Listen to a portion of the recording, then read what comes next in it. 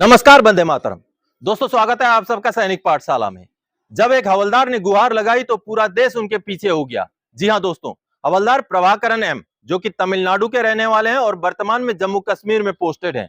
जब उनके परिवार के साथ तमिलनाडु में एक जमीन विवाद को लेकर के ज्यादती होती है, जब उनकी पत्नी को खींच करके निकाल करके अर्धनग्न करके मारा पीटा जाता है, तो उन्होंने इस मुद्दे के ऊपर एक वीडियो बनाया और उस वीडियो को सोशल मीडिया में डाला। अब उस वीडियो को ट्विटर पर लेफ्टिनेंट कर्नल एन त्यागराजन जी ने ट्वीट कर दिया। उसके बाद तो मानो बाढ़ आ गई हो। नेशनल मीडिया से लेकर के रीजनल मीडिया से लेकर इलेक्ट्रॉनिक मीडिया से लेकर के प्रिंट मीडिया तक इस मुद्दे को जोरों शोर से उठाने के लिए लग गया दोस्तों। India today, Hindustan times, news 18, the Indian express, NDTV, DNA से लेकर के रिपब्लिक टीवी तक दोस्तों इस मुद्दे को लेकर के जोरों शोर से उन्होंने आवाज उठाया और आज के डेट में यह मुद्दा एक बहुत बड़ा मुद्दा बन गया है दोस्तों। और तो और अभी नेशनल कमीशन फॉर वुमेन भी इस मुद्दे के ऊपर कूद गई है।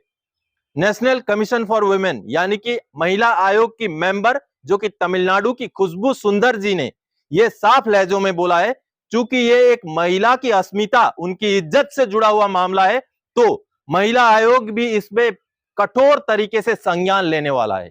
और साथ ही साथ उन्होंने ये भी बताया कि हमारे जो फौजी होते हैं वो हमारे लिए अपना सुख, अपना प्यार सब कुछ त्याग करके बॉर्डर पे बैठे रहते हैं, तो कहीं ना कहीं उनकी परिवार को, उनकी सहूलियत को, उनकी सुरक्षा को सुनिश्चित करने का काम हमारा है, पूरे देश का है।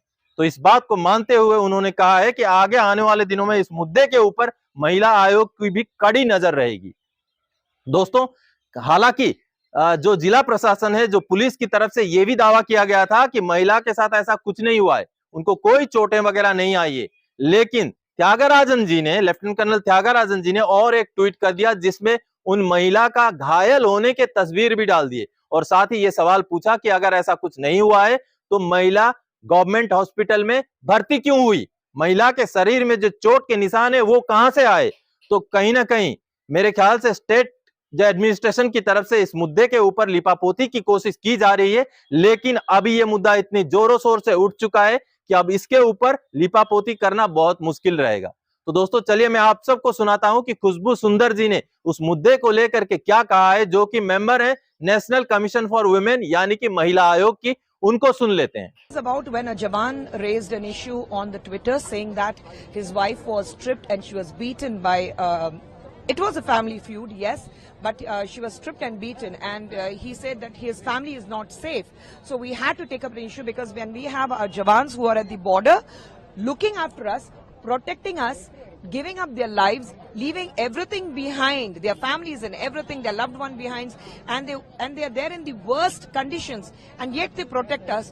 Why is that we are failing to protect the families of such Jawans?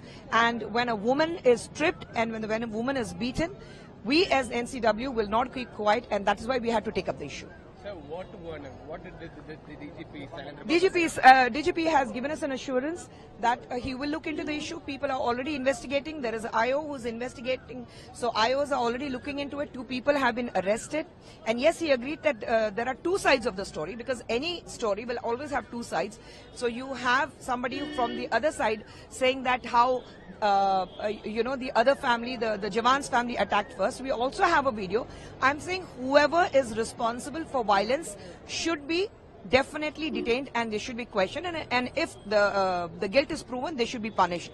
But at any given point, a woman whose dignity is stripped, who is beaten up, will not be accepted. तो दोस्तों आप सब ने अभी देखा कि महिला आयोग की तरफ से यह साफ साफ कह दिया गया है कि इस मुद्दे के ऊपर महिला आयोग की भी नजर है, क्योंकि यह मुद्दा एक महिला से जुड़ा हुआ है, साथ ही साथ एक सैनिक की पत्नी होने के नाते यह मुद्दा और ज्यादा इंपॉर्टेंट हो जाता है। तो इस घटना से हमें 2 सीखें मिलती हैं। एक तो हमें कभी दबना, झुकना या घबराना नहीं चाहिए, और दूसरी सीख यह है दोस्तों कि सोशल मीडिया की जो ताकत है उसको इस्तेमाल करने का हमें तरीका पता होना चाहिए। हमारे मुद्दे खुद ब खुद उस जगह पर पहुंच जाते हैं जहां पर उनको पहुंचना होता है। तो दोस्तों आज के इस वीडियो में इसी जानकारी को लेकर आया था। आगे और कोई जानकारीदायक आपसे सरोकार रखने वाला विषय लेकर मैं फिर से हाजिर हो जाऊंगा। तब तक के लिए जय हिंद दोस्तों।